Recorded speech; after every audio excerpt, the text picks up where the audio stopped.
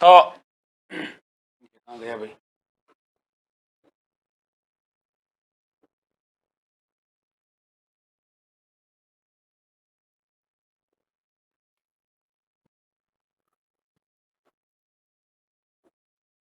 गुड़ला, गुड़ले के बारे में याद रखना है भाई। मारवाड़ में मनाया जाता है गुड़लो घुमेला जी घुमेला, ऐसी कहावत है ना, तो ये मारवाड़ का प्रसिद्ध है, ये आपको याद रखना है।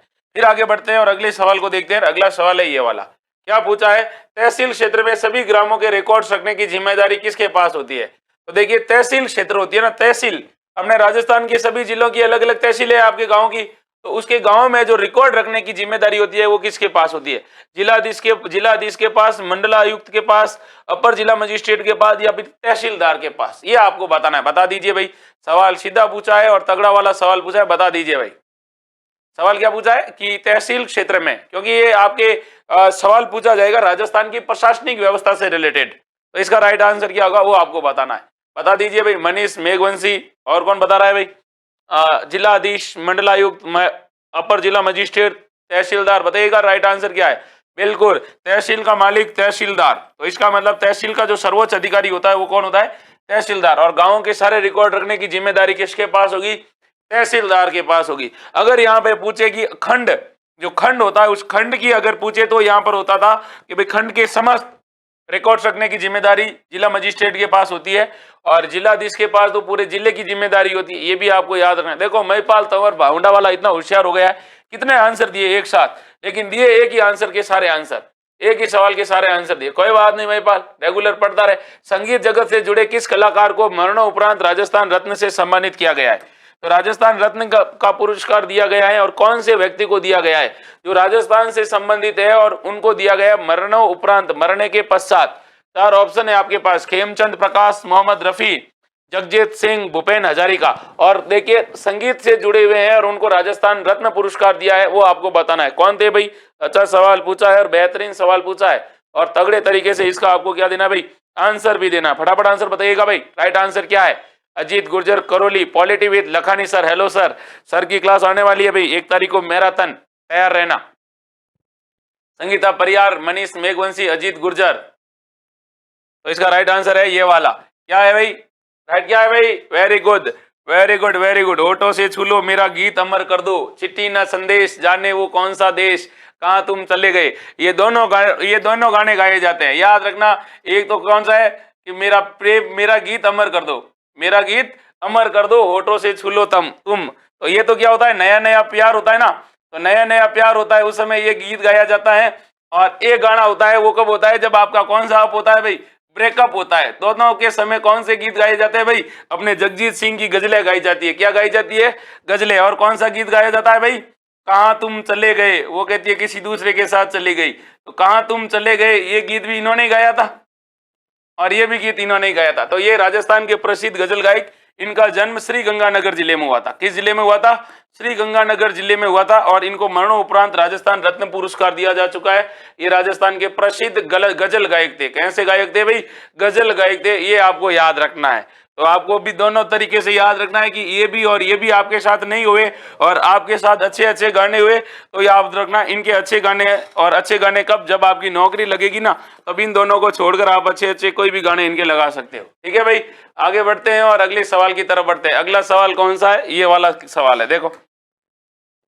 हाँ, राजस्थान में भूमि कटाव रोकने के लिए प्राथमिक भू परिष्करण की कौन सी क्रिया उपयुक्त है? तो राजस्थान में भूमि के कटाव को रोकने के लिए भू परिष्करण की कौन सी क्रिया उपयुक्त है? फटाफट बता दो भाई। सवाल सीधा है और गजब का सवाल है, और अच्छे से आपको इसको बताना भी है। तो राइट आंसर क्या है इसका, बताइए भाई। हाँ, polity with Lakhani sir, Sangeeta Parihar, Ajit Gurjar Karauli वाले, अज्जू परमार ऑफिशियल, मनीष मेघवंशी, महिपाल तंवर भावुंडा वाले। तो इसका राइट आंसर क्या है भाई? तो इसका राइट आंसर जब भी आपसे पूछे तो आपको क्या बताना है भाई? ललिता रेणीवाल, अज्जू परमार ऑफिशियल। तो भूमि के कटाव को रोकने के लिए हम लोग क्या करते हैं भाई? वाष्पीकरण, मेड़बंदी, चकबंदी या जल रोक प्रक्रिया। तो इसके लिए हम लोग क्या करते हैं भाई? अरे भाई, चकबंदी कैसे करेंगे?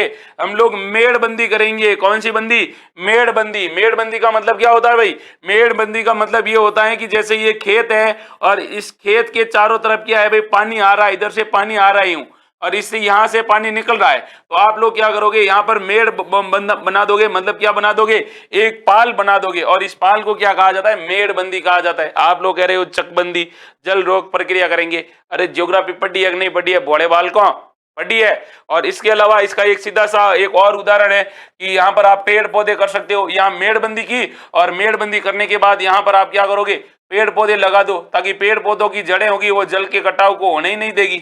तो सवाल अच्छा है, बेहतरीन है, सोच के आपको इसका क्या देना था, जवाब देना था भाई। आगे बढ़ते हैं और अगले सवाल को देखते हैं। अगला सवाल आपके सामने ये वाला क्या कह रहा है भाई, हीरे की खान राजस्थान में कहाँ स्थित है। बढ़िया सवाल पूछा है। तो राजस्थान में हीरा भी होता है, कौन होता है भाई, हीरा होता है राजस्थान में, ये याद रखना है। और कई बार सवाल ये पूछा जाता है, हीरा, हीरा इसका एक उदाहरण है, कार्बन का सर्वश्रेष्ठ उदाहरण, ये कार्बन का होता है भाई, कार्बन का बना होता है, कार्बन का उदाहरण है हीरा। और एक बात और याद रखना, हीरा हमेशा कहाँ मिलेगा, हीरा मिलेगा कोयले की खान में, कोयले की क्या मिलेगा, खान में मिलेगा, ये भी आपको याद रखना है। तो वो हीरा हमेशा कोयले में बना होता है और कोयले से ही बना होता है, पता है आपको। हाँ, तो इसका राइट आंसर क्या है भाई, राजस्थान में हीरे की खान कहां पर है। अरे हीरे की खान रामपुरा, अगुचा, नायरा की पाल, सोनू क्षेत्र या फिर केसरपुरा। अच्छा सवाल पूछा है। अरे भाई केसरपुरा बांसवाड़ा के अंदर है, कहां पर है, बांसवाड़ा के अंदर। और यहाँ पर किसकी खोज हुई है भाई, हीरे की खोज हुई है, ये याद रखना था आपको। अच्छा सवाल पूछा है, आप लोग गलत ऑप्शन दे रहे हो। आगे बढ़ते हैं और अगले सवाल के बारे में बात करते हैं। अगला सवाल क्या कह रहा है वो ध्यानपूर्वक देखिएगा, सवाल अच्छा है और बेहतरीन सवाल है। ये देखो,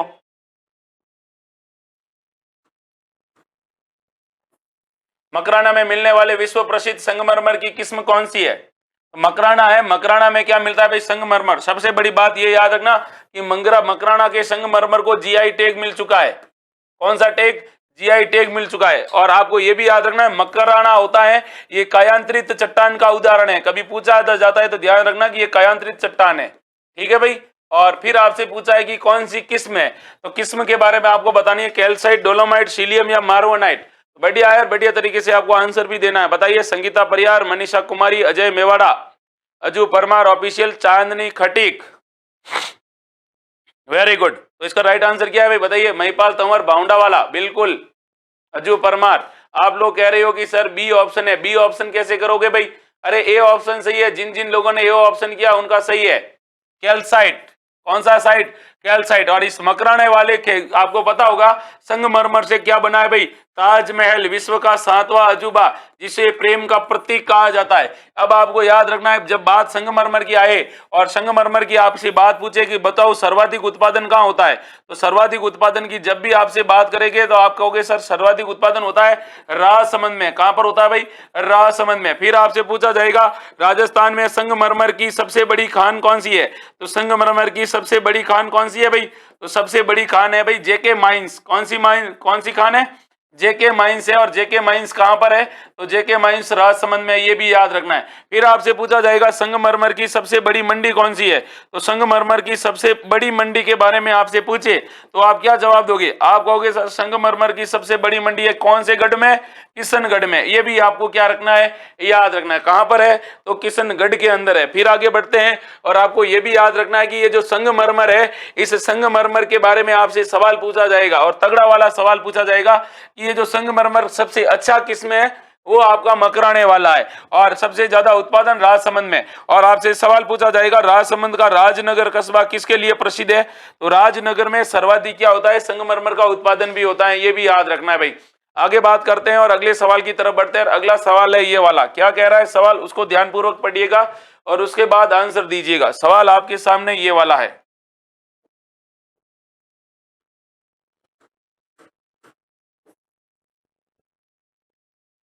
राजस्थान में शुष्क सागवान कहां पाए जाते हैं। अपने राजस्थान में सागवान तो है लेकिन शुष्क सागवान है वो कहां पाए जाते हैं, भरतपुर एवं धौलपुर, धौलपुर एवं जैसलमेर, डूंगरपुर एवं बांसवाड़ा, अजमेर एवं राजसमंद। ऐसे सवाल अक्सर पूछे जाते हैं क्योंकि पिछली बार अगर सीईटी का जो ग्रेजुएशन लेवल का एग्जाम दिया जिन जिन भाइयों ने, उनको पता है कि इस प्रकार के सवाल पूछे जाते हैं और सबसे कंफ्यूजन वाले सवाल होते हैं। कैसे वाले सवाल होते हैं, कंफ्यूजन वाले सवाल होते हैं। तो फटाफट बताइए राजस्थान में शुष्क सागवान कहां पाए जाते हैं।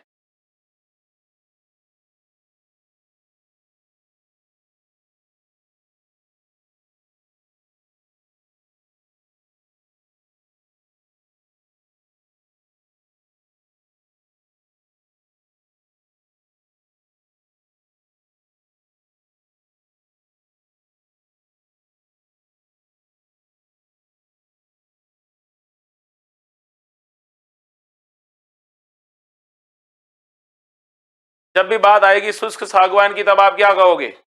सर शुष्क सागवान राजस्थान के 2 जिलों में पाया जाता है, एक है डूंगरपुर और बांसवाड़ा। देखो शुष्क सागवान वाले वनों के बारे में इनको क्या क्या कहते हैं, तो शुष्क सागवान के वनों की जब भी बात आपसे पूछी जाएगी तब आपको पहली बात तो ये कहना है कि सर जो ये शुष्क सागवान वन है ये अपने राजस्थान के अंदर इनको मानसूनी व चौड़ी पत्ती वाले वन भी कहते हैं। एक तो इनको मानसूनी वन कहते हैं, दूसरा इनको क्या कहा जाता है, चौड़ी पत्ती वाले वन। तो इनकी जो पत्ती होती है वो चौड़ी पत्ती होती है और चौड़ी पत्ती वाले वन कहा जाता है। पहली बात तो ये याद रखना है। फिर आपसे सवाल इसी से रिलेटेड क्या पूछा जाएगा, बताओ भाई ये जो वन है शुष्क सागवान वन है ये राजस्थान के किस भाग में पाए जाते हैं। जब भाग की बात करें तो राजस्थान के दक्षिणी राजस्थान में। कहां पर पाई जाती है भाई? दक्षिणी राजस्थान में ये वन पाए जाते हैं। उसके बाद आपको इसके बारे में ये भी याद रखना है कि सर्वाधिक कौन से जिले में, तो सर्वाधिक बांसवाड़ा जिले में। तो बांसवाड़ा जिले में सबसे ज्यादा है। और इसका उपयोग कहां पर होता है, तो इसका उपयोग होता है भाई क्या बनाने के लिए, इसका उपयोग होता है फर्नीचर बनाने के लिए। अपने जो फर्नीचर होते हैं ना वो इसी से बनते हैं, ये भी आपको याद रखना है ना। आगे बढ़ते हैं और फिर अगले सवाल को देखते हैं। सवाल क्या कह रहा है उसको ध्यानपूर्वक देखिएगा, फिर अपना आंसर फेंकिएगा। सवाल आपके सामने ये पूछा है, बताइएगा। हाँ, एक गीत है जिसका नाम है शीटने। बताओ शीटने गीत कब गाए जाते हैं? अच्छा सवाल पूछा है और पूछा है शीटने गीत कब गाए जाते हैं। फटाफट आंसर बता दो भाई, शीटने गीत कब गाए जाते हैं? बताओ भाई। महिपाल भावंडा, तुम्हारे तो शीटने गा लिए हैं मुझे पता है, हाँ कार्ड आया था मेरे पास। संगीता परियार, अजू परमार ऑफिशियल, मनीष मेघवंशी। फटाफट आंसर बताओ भाई। कल्पना गौतम। शीटने लोकगीत हैं, बिल्कुल लोकगीत हैं, लेकिन कब गाए जाते हैं बताइए। ये गाली गीत है, बंदावा गीत है, जच्चा गीत है या भक्ति गीत है? फटाफट आंसर बताओ भाई। शीटने कैसे गीत है? ममता शर्मा, ललिता रहनेवाल। बताओ भाई। अजू परमार ऑफिशियल, हनुमान जी का लाडला, जय बजरंगबली, राज चांदनी खटीक, नितेश पांडे जी भादरा वाले, हाँ ताहिरा खान, मनीषा कुमारी, महिपाल तंवर, बिल्कुल लकी म्यूजिक। तो इसका राइट आंसर है भाई गाली गीत है। ये कैसे गीत है भाई? शीटने होते हैं गाली गीत। क्या होता है कि जब शादी वादी हो जाती है सब कुछ, जब कोई सामाजिक प्रोग्राम होते हैं तो दोनों समधी आपस में मिलते हैं, तो जो स्पेशली महिलाएं होती है ना वो एक दूसरे को गालियां गाते हुए क्या करती है, उनके साथ हंसी सिंडोली करती है। तो ये कैसे गीत है भाई? गाली गीत है। बंदावा गीत कब गाया जाता है भाई? बंदावा गीत तो घर में नई बींदनी आएगी तब बंदावा गीत गाएंगे, घर में नई गाड़ी आएगी तो बंदावा गीत गाएंगे, या घर में कोई नया प्रोग्राम होगा तो कौन से गीत गाएंगे भाई? बंदावा गीत गाएंगे। जच्चा गीत कब गाएंगे? जच्चा गीत गाए जाते हैं जब टिंगर पैदा होता है। क्या पैदा होता है भाई? टिंगर पैदा होता है और हम पॉपुलेशन के अंदर क्या करते हैं भाई? बढ़ोतरी कर देते हैं। तो पॉपुलेशन में जब हमारी 1% बढ़ोतरी हो जाती है उस समय हम लोग कहते हैं जच्चा गीत। जच्चा गीत मतलब बच्चे के जन्म पर जो गीत गाया जाता है, बच्चे के जन्म पर, बच्चे के जन्म पर कौन सा गीत गाया जाता है भाई? ये जच्चा गीत गाया जाता है। पहली बात तो ये याद रखना है। और फिर आपको इसके बारे में ये भी याद रखना है कि भक्ति गीतों को क्या कहा जाता है भाई? भक्ति गीतों को कहते हैं हरजस। कैसे गीत कहते हैं भाई? हरजस भक्ति गीत कहते हैं। ये भी आपको याद रखना है। अच्छा सवाल है, बेहतरीन सवाल है और तगड़ा सवाल है। सारे सवालों को पढ़ लेना। और अगला सवाल है ये वाला, ध्यान से देखिएगा। सवाल आपके सामने ये है कि वह कौन सी जनजाति है जिसके पुरुष भी स्त्रियों के समान ही गहने पहनते? वाह भाई वाह, महिलाएं भी गहने पहनेगी और पुरुष भी क्या पहनेंगे? गहने पहनेंगे। और फिर क्या करेंगे भाई? जो करना है वो करेंगे। आपको तो गहनों से मतलब है, आगे क्यों जा रहे हो? बताओ भाई, वह कौन सी जनजाति है जिसमें स्त्री और पुरुष दोनों ही क्या है? समान रूप से गहने पहनते हैं। बताओ कौन सी जनजाति है? अच्छा सवाल पूछा है। राजस्थान की ट्राइबल्स पढ़ी है, राजस्थान की जनजातियां पढ़ी है, सोच के जवाब देना है।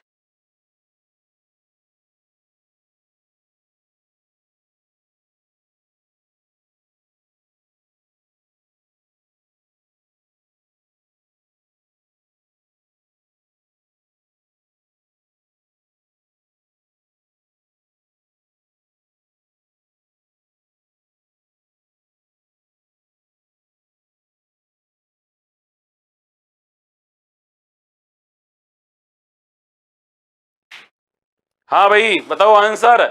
नहीं बता रहे हो तो अब मैं बता दूं आपको। बहुत बढ़िया भाई, नहीं बता रहे वो वीडियो को लाइक कर दो। अरे भाई डामोर जनजाति है, डामोर जनजाति। डामोर जनजाति में स्त्री और पुरुष दोनों क्या पहनते हैं भाई? गहने पहनते हैं। जब महिलाओं को लगता है कि पुरुष के गहने उतरे हुए हैं उस समय महिला पहन लेती है, और महिला को लगता है कि पुरुष के गहने उतरे हुए हैं तब पुरुष पहन लेते हैं। भाई प्रेम से रहते हैं ये। अब डामोर जनजाति के बारे में याद रखना है, कुछ बातें हैं जो आपको याद रखनी है कि डामोर जनजाति मूल रूप से कहाँ की है। तो मूल रूप से अपने राजस्थान की नहीं है, मूल रूप से ये गुजरात की है। मूल रूप से राजस्थान के किस जिले की है भाई? गुजरात जिले की है।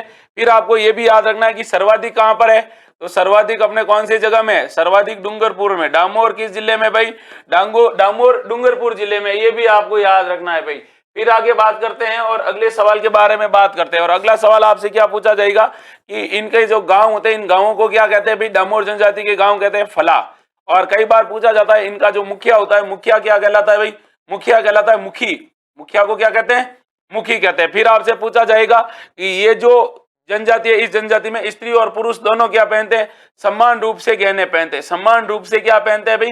गहने पहनते हैं। ये याद रखना है। हालांकि इस चीज में कभी इस चीज को ऐड मत करना कि स्त्रियां भी महिलाओं जैसे कपड़े पहनती है और महिलाएं भी स्त्री जैसे घाघरे कब्जे पहन के घूमते हैं। ऐसा नहीं है ना। गहने गहने, बाकी चीजें इनकी सब सेम टू सेम है। ऐसा नहीं हो कि सर कपड़े में भी चेंजेस वेंजेस होते हैं, नहीं। फिर आपसे सवाल पूछा जाएगा कि इनका एक मेला लगता है और वो मेला लगता है जिनका नाम है ग्यारस का रेवाड़ी मेला। और पूछा जाता है ग्यारस का रेवाड़ी मेला कहाँ लगता है? तो इनका रेवाड़ी मेला लगता है भाई, ग्यारस का रेवाड़ी मेला राजस्थान के किस जिले में लगता है? डूंगरपुर जिले में। किस जनजाति के बारे में याद रखना है भाई? ये याद रखना है। आगे बात करते हैं और अगले सवाल की तरफ बढ़ते हैं। अगला सवाल क्या कह रहा है उसको ध्यानपूर्वक सुनते हैं। अगला सवाल आपके सामने ये वाला है। क्या कह रहा है? ध्यानपूर्वक सुनिएगा।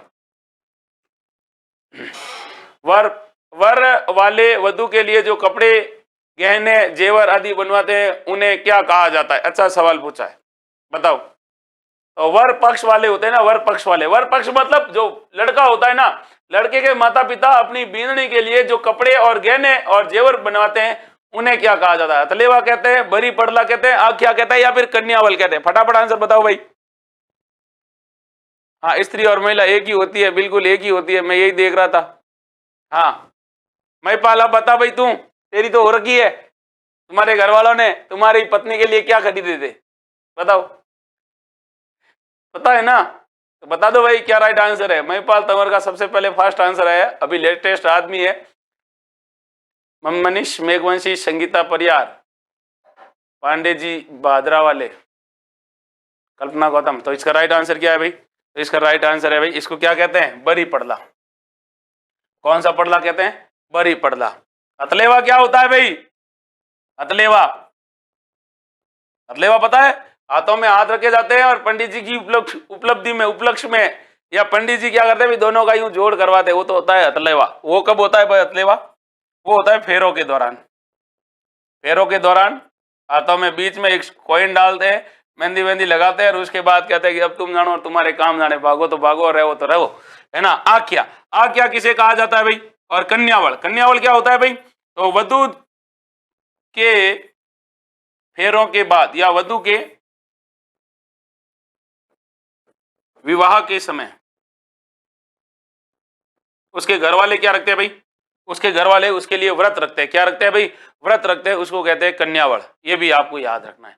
आगे बढ़ते हैं और अगले सवाल की तरफ बढ़ते हैं। अगला सवाल है ये वाला। क्या पूछा है? हाँ, एक आभूषण है मेहमद। अब मेहमद कहाँ का आभूषण है? फटाफट बता दो भाई। अच्छा सवाल है, आपसे पूछा भी गया है। हाथों में हाथ हो, तेरा साथ हो, हाँ, फलाने का बागड़ बिल्ला, हाथों में हाथ। देखे हाथों में हाथ कैसे होते हैं? भूखे रहना कन्यावल। तो इसका आंसर बताओ भाई। लकी म्यूजिक, फलानी का बागड़ बिल्ला, ललिता रहनीवाल। फटाफट आंसर बताओ। मेहमद कहाँ का आभूषण है? कौन सा आभूषण? मेहमद। सिर का, कमर का, भुजा का या पैरों का? ये पूछा है आपसे। बिल्कुल, तो ये कहाँ का है भाई? सिर का आभूषण है मेहमद। कहाँ का है? सिर पर पहना जाता है, ये आपको याद रखना है, माथे का। बिल्कुल, और याद रखना है मेहमद सिर का आभूषण है। अगला सवाल है ये वाला। और क्या पूछा है?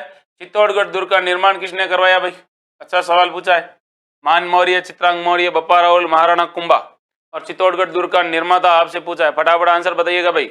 मनीष मेघवंशी, नितेश महिपाल तंवर, कल्पना गौतम, हनुमान जी का लाडला। फटाफट आंसर बताओ भाई। सवाल अच्छा है, सीधा सवाल पूछा है आपसे, एकदम सटीक सवाल।